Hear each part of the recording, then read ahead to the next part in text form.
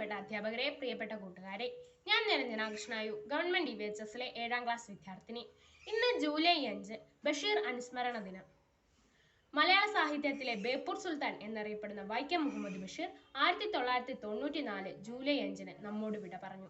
സാധാരണക്കാരന്റെ ജീവിതത്തെ അടുത്തും അനുഭവിച്ചും കഥാപാത്രങ്ങളാക്കിയും കഥകൾ എഴുതിയ വൈക്കം മുഹമ്മദ് ബഷീർ ജീവസുറ്റ കഥാപാത്രങ്ങളെയാണ് മലയാള ലോകത്തിന് സമ്മാനിച്ചത്.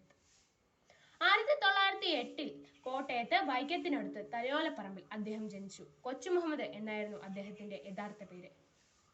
കുട്ടിക്കാലത്ത് 10 വർഷം നാടോടിയായി ഇന്ത്യ മുഴുവൻ സഞ്ചരിച്ചു. പാചകക്കാരൻ, പത്രവിൽപ്പനക്കാരൻ, കാവൽക്കാരൻ, ജാലവിദ്യക്കാരൻ എന്നീ നിലകളിലെല്ലാം അദ്ദേഹം ഈ കാലയളവിൽ പ്രവർത്തിച്ചു. അതിനൊക്കെ ശേഷമാണ് അദ്ദേഹം സാഹിത്യ രചനകൾ ആരംഭിച്ചത്. ഈ അനുഭവങ്ങളെല്ലാം അദ്ദേഹത്തിന്റെ സാഹിത്യ സൃഷ്ടികളായി മാറിയിട്ടുമുണ്ട്. പാത്തുമ്മായുടെ ആട്, എൻ്റെ ഉപ്പൂപ്പാക്കൊരാനയുണ്ടായിരുന്നു, ബാല്യകാല സഖി തുടങ്ങി 40ൽ പരം കൃതികൾ അദ്ദേഹം രചിച്ചിട്ടുണ്ട്.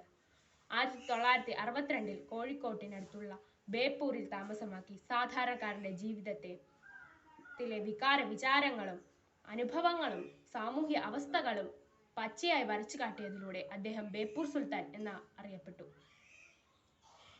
കേരള സാഹിത്യ അക്കാദമി ഫെലോഷിപ്പുകൾ, പത്മശ്രീ തുടങ്ങി പ്രേം നസീർ അവാർഡ് വരെ നിരവധി ബഹുമതികൾ അദ്ദേഹത്തെ തേടിയെത്തിയിട്ടുണ്ട്.